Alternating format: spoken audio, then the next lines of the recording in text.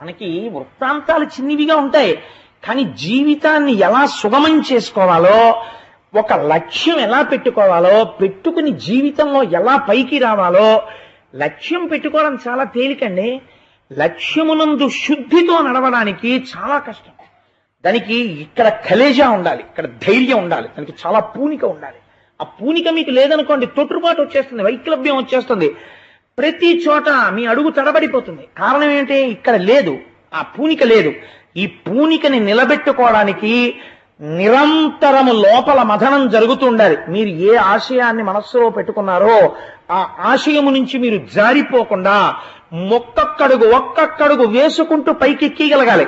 అలా వెళ్ళిపోవాలంటే జారుడు మెట్ల మీద కాళ్ళు పడకుండా పట్టుకోవాలి. అలా పట్టుకోవాలంటే మీకు వచ్చిన అవకాశం మీ ఆశయాన్ని ఇంకా పెంచేదై ఉండాలి, జారిపోయేది కాకూడదు.